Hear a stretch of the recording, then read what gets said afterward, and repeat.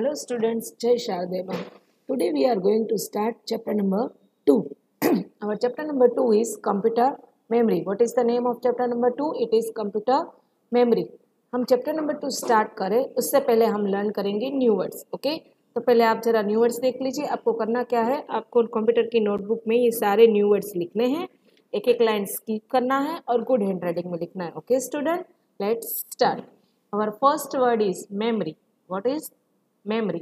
Then random, magnetic, platters, rewritable, megabyte, zettabyte, primary, access, hard disk, external, digital, gigabyte, yottabyte, secondary, volatile, optical, internal, measuring, terabyte, nibble, permanent, dynamic, Blu-ray, compact, byte, petabyte, universal serial bus, then temporary, static,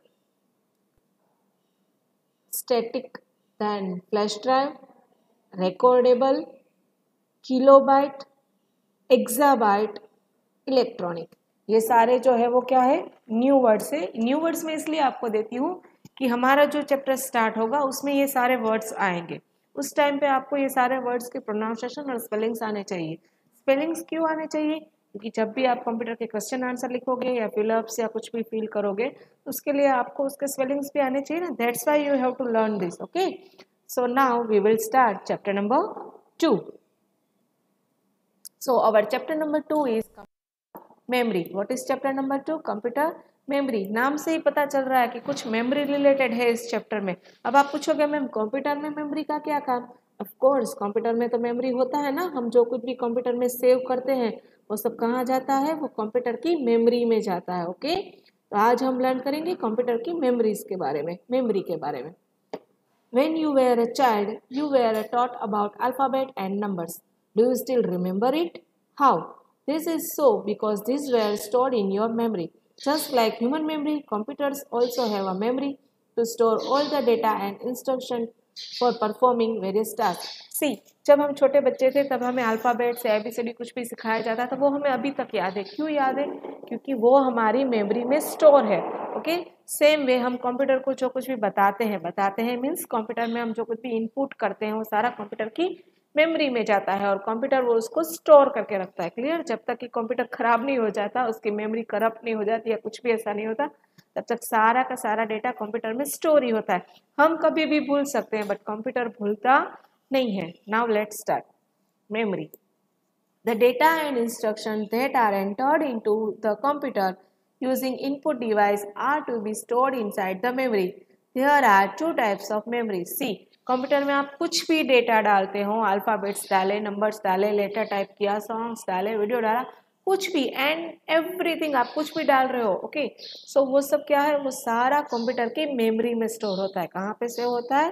computer की memory में. Okay, now see there are two types of computer memory, primary memory and secondary memory. कितने types है computer memory के? 2 types है, primary memory and secondary memory. Now see first one, primary memory. This is the main memory of the computer. CPU can directly access this memory. It is fixed on the motherboard of the computer. See, primary memory जो है वो क्या है? वो computer की main memory. Okay, ये आपको याद रखना है. Primary memory is also known as a main memory. Okay, और वो कहाँ पे होता है? वो मदरबोर्ड के अंदर फिक्स्ड होता है. जैसे कि आप ये देख सकते हो रैम यहाँ पे. ओके, जब भी हम स्कूल ओपन होगा तो मैं शायद आपको इसका हार्डवेयर में आपको दिखाऊंगी कि रैम एक्चुअली कैसा होता है. सीपीयू खोल के I will show you. Okay, now see random access memory. RAM का फुल फॉर्म क्या है? Random access memory. और रोम का फुल फॉर्म क्या है? Read only memory. आपने रैम रोम सुना होगा बट आपको शायद फुल फॉर्म पता ना हो.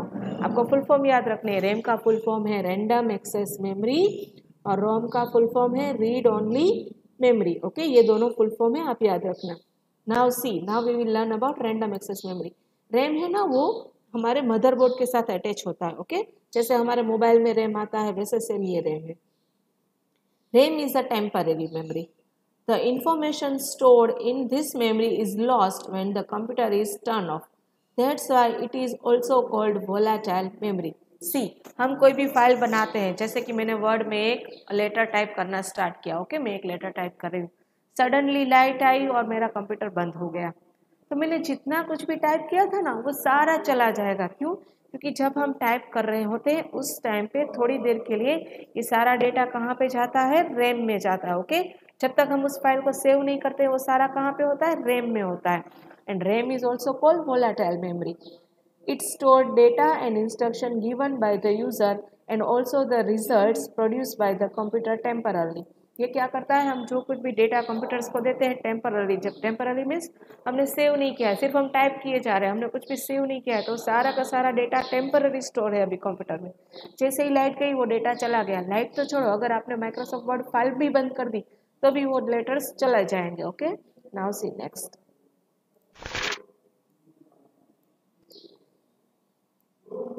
रैम।